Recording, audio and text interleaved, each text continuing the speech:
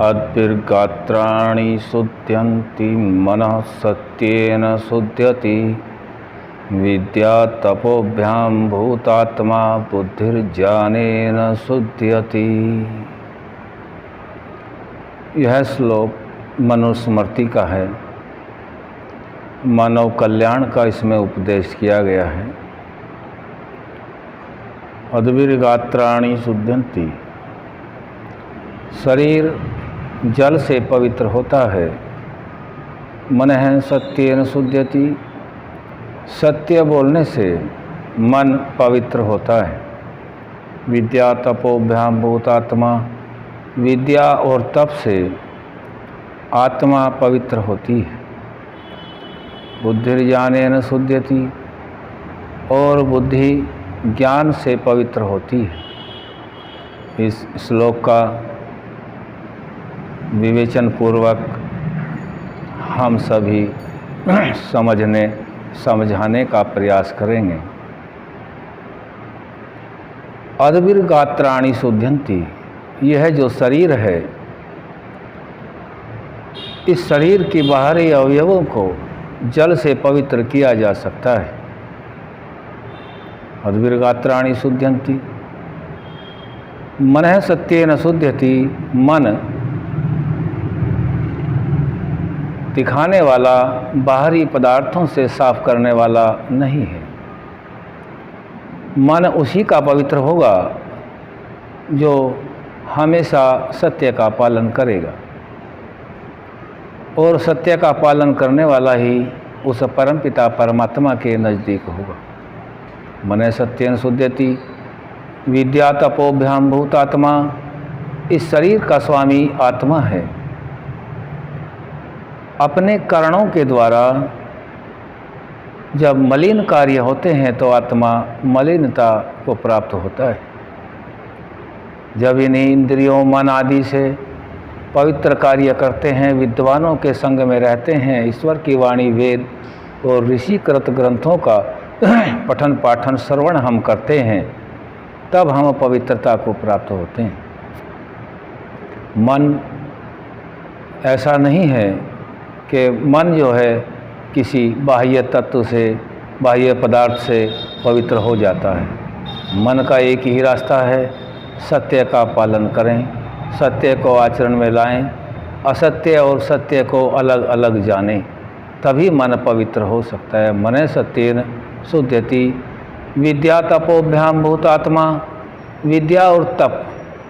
विद्या जो यथार्थ ज्ञान है उसका नाम विद्या है। यथार्थ ज्ञान जो अंततः है, उस परिणाम को ध्यान में रख करके अपने सभी कार्यों को करेगा, वही यथार्थ ज्ञान को जानेगा। भौतिक ज्ञान भी है, भौतिक ज्ञान के अलावा यथार्थ ज्ञान है। ज्ञान को सभी कहते हैं ज्ञान प्राप्त करें, ज्ञान देखें, ज्ञान से कर्म करें, लेकिन यहाँ यथार्थ ज्ञान, ज्ञान और तप। तप क्या है?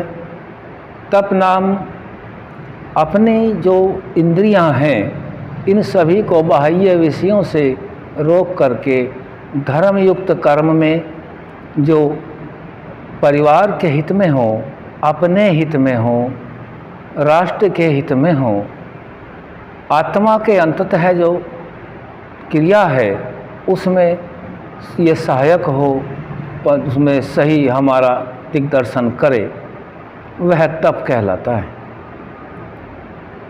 किसी भी मनुष्य को तप करने के लिए किसी बाह्य आवश्यकता, बाह्य पदार्थों की आवश्यकता नहीं है।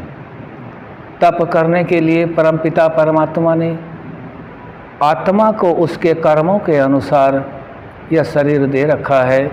इस शरीर में जितने भी करण हैं, चाहे वह अंतःकरण हैं, इंद्रिया ज्ञानेंद्रियाँ हैं, उनको सभी धर्मा अनुकूल कर्म में चलाना ही तप है। किसी सही कार्य को सही टाइम पर करना तप है।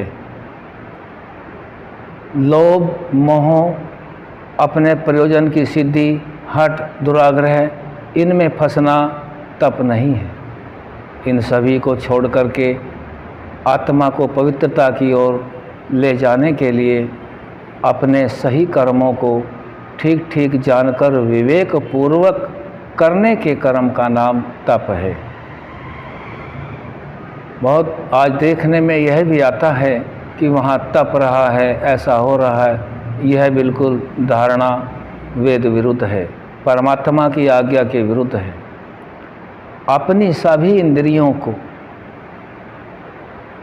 उनके विषयों से हटाकर कुछ समय के लिए धर्मानुकूल कर्म में परमात्मा के समीप बैठ कर के उनको सही सही कर्म में चलाने का नाम तप है। बाह्य विषयों में फंसने का नाम तप नहीं है। और बाह्य विषयों की सिद्धि, कोई जल में खड़ा है, कोई अग्नि के पास खड़ा है, वह तप नहीं हो सकता। वह शरीर को कष्ट देना होता है। उससे किसी प्रकार की कोई सिद्धि किसी व्यक्ति को नहीं हो सकती। विशेष व्यक्ति तप नहीं करता, तप सभी कर सकते हैं। ऐसा नहीं है कोई विशेष व्यक्ति तप कर रहा है वो सिद्ध है, नहीं। वेद के अंदर यही आया है, तप पूर्वक सभी को अपना जीवन जीना है। विद्या तपोभ्याम भूतात्मा, यथार्थ ज्ञान, विद्या और तप से आत्मा पवित्र होता है। बुद्धिर्ज्ञानेन शुध्यति, जब तक हमें ज्ञान नहीं होगा, ज्ञान, भौतिक ज्ञान, आध्यात्मिक ज्ञान, विवेक को जागृत करना, विवेक पूर्वक निर्णय लेना, सत्य और असत्य, धर्म और अधर्म, कर्तव्य और अकर्तव्य को जानकर के जो कर्म किए जाते हैं वह विद्या है, ज्ञान है। उसी ज्ञान के द्वारा बुद्धि निर्णय देती है। बुद्धि का काम निर्णय देने का है। ज्ञान से पवित्र होता है। ज्ञान और अज्ञान को जब हम अलग अलग ठीक ठीक जान लेते हैं तब बुद्धि बिल्कुल ठीक निर्णय देती है। तो इस श्लोक से मनु महाराज यही समझा रहे हैं कि शरीर को शुद्ध करना है तो जल की आवश्यकता है, मन को पवित्र करना है तो हमेशा सत्य का पालन करें। विद्या तपोभ्याम भूतात्मा, आत्मा को पवित्र करने के लिए विद्या, यथार्थ ज्ञान और तप की आवश्यकता है। अपने सभी कर्मों को तप पूर्वक ही करें। बुद्धिर्ज्ञानेन शुध्यति, और बुद्धि सर्वोपरि शरीर में है। बुद्धि के द्वारा निर्णय लिया जाता है। बुद्धि से ही बड़े बड़े पशुओं को आदि को वश में किया जाता है। बुद्धि पूर्वक ही संपूर्ण भूमंडल पर राज किया जाता है।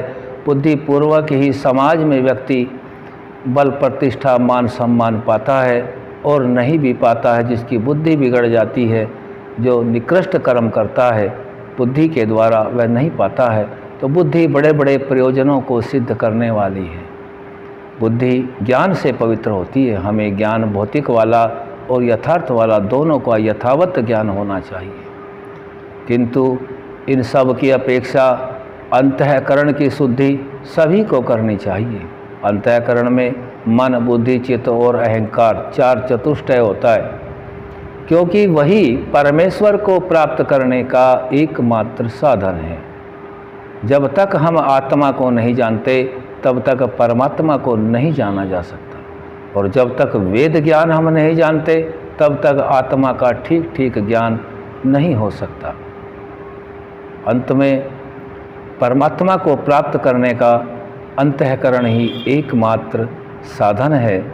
और इस अंतःकरण की रचना परमपिता परमात्मा स्थूल सृष्टि बनाने से पहले ही कर देते हैं, सभी के कल्याण के लिए। ओम